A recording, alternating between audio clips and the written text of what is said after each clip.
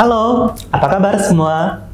Perkenalkan, saya Dr. Azuma dari Klinik Takenoko. Ini di channel Takenoko Clinic Channel. Hari ini kita akan membahas mengenai sebuah virus yang sedang ramai dibicarakan, yaitu HMPV.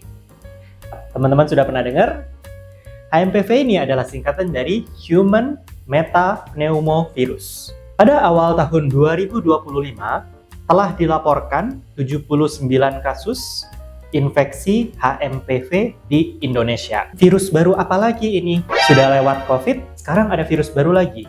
Apakah kita perlu bersiap-siap atau waspada? Akan kita bahas satu persatu. Human Metapneumovirus adalah virus yang pertama kali ditemukan pada tahun 2001 di Belanda. Virus ini ditemukan pada seorang anak dan menimbulkan gejala berupa batuk, pilek, demam, nafas berbunyi, sampai ruam pada kulit. Masa inkubasi virus ini berkisar antara 3 sampai 6 hari dan bila timbul gejala biasanya akan membaik dalam 7 hari. Hal ini disebut self-limiting disease, yaitu khas pada penyakit yang disebabkan akibat virus. Gejala pada human metapneumovirus seperti yang telah saya sampaikan tadi, batuk, pilek, nyeri tenggorokan, demam, menggigil, nafas berbunyi, sampai ruam pada kulit.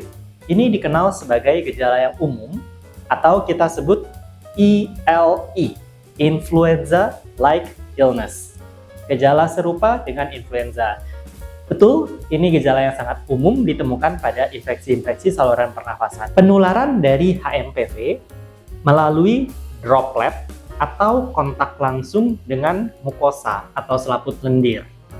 Jadi, pada saat seseorang batuk atau bersin, akan keluar busa atau gelembung air yang sangat kecil. Bila itu terhirup atau terkena selaput lendir kita, seperti mulut, rongga tenggorokan, virus akan dapat masuk ke dalam badan kita dan kita akan terinfeksi sehingga menjadi sakit. Untuk mencegahnya, tentu saat kita batuk atau bersin, kita harus menutup mulut dan hidung kita.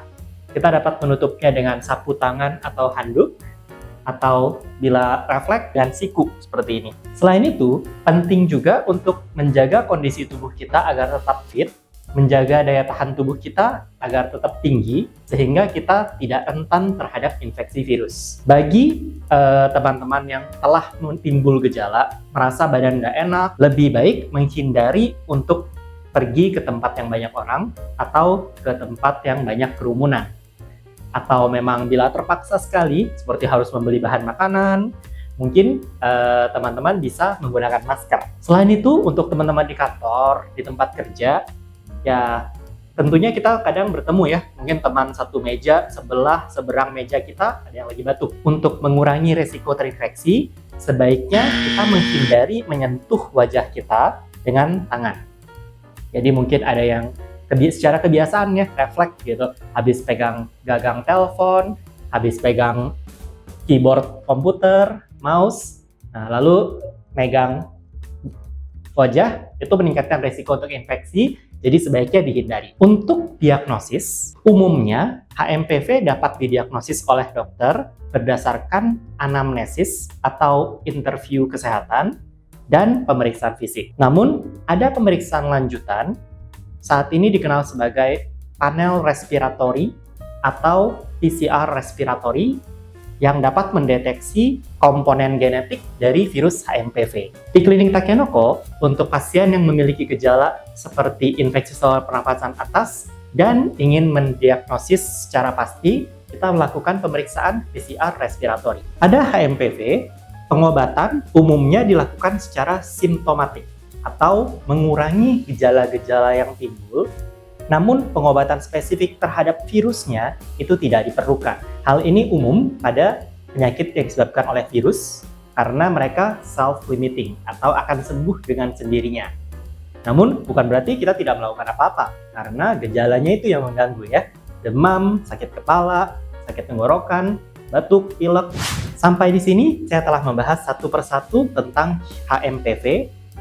Ayo kita jaga kesehatan kita, daya tahan kita agar kita tidak tertular, dan kita jaga orang-orang yang kita sayangi dengan memotong rantai penularan dari virus ini. Saya akan membahas tentang penyakit-penyakit yang lain di video-video berikutnya. Bila video ini bermanfaat dan ada informasi baru yang teman-teman dengar atau teman-teman mendapatkan penjelasan yang teman-teman inginkan, akan sangat membantu bila teman-teman like, lalu subscribe channel kami, dan ikuti video-video kami yang berikutnya. Tetap sehat, sampai bertemu!